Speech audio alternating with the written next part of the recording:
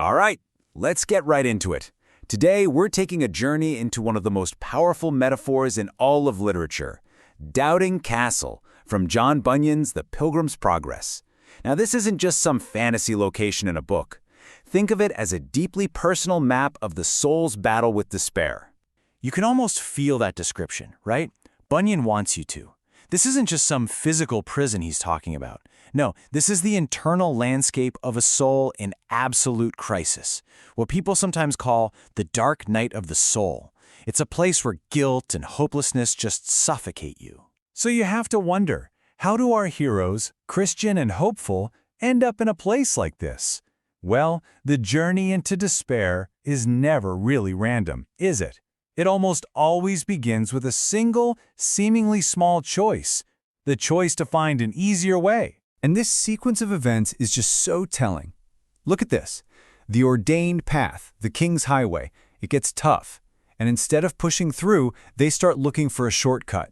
And, bypath meadow looks really pleasant, really easy.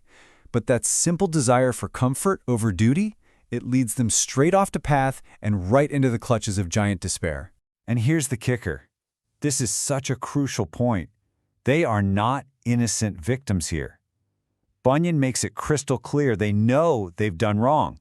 Their despair isn't some random thing that just happened to them.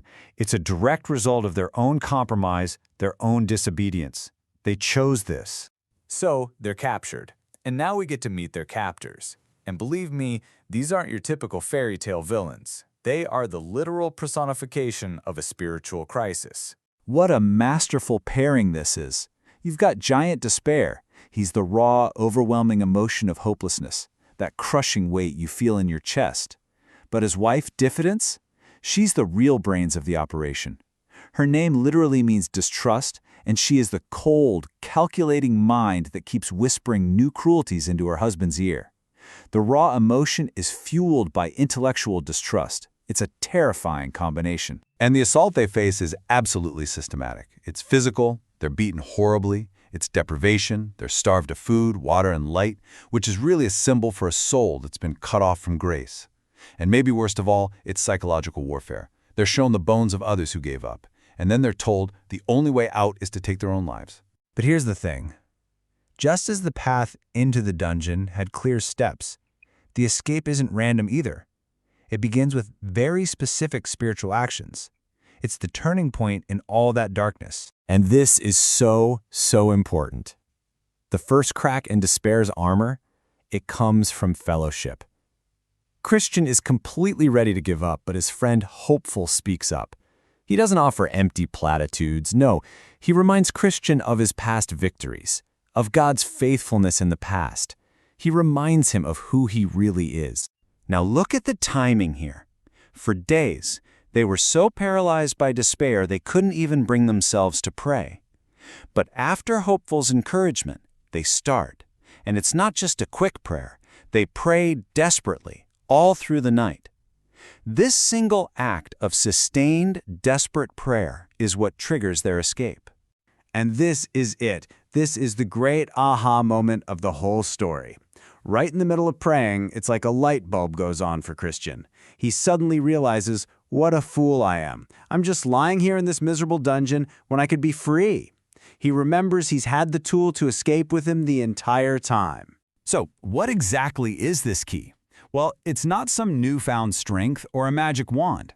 The key of promise is the active use of the promises God has already given in His Word. It's about grabbing hold of objective truth, especially when your subjective feelings are screaming lies at you. And that's the central paradox of this whole story, isn't it? The key to his freedom was in his pocket the whole time he was suffering. And what that tells us is that despair's greatest weapon isn't the dungeon's walls. It's what you might call spiritual amnesia. It doesn't just lock you up. It makes you forget you already have the key. Okay, so let's zoom out a bit. How does this story from the 1600s give us a practical framework for navigating despair today?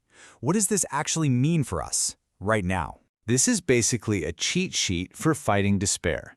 It shows how specific scriptural promises are the direct antidote to the specific lies that fuel it.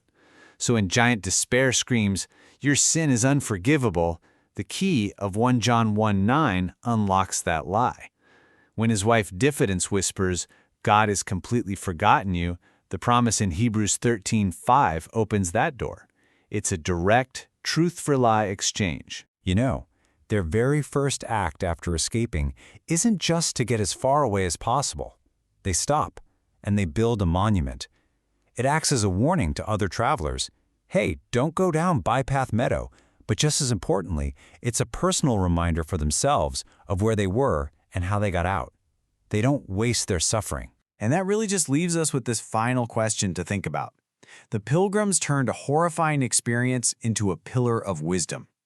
So the question for us is, what pillars can you build? How can your own past struggles, your own journeys through Doubting Castle become monuments of hope and guidance, not just for others, but for yourself?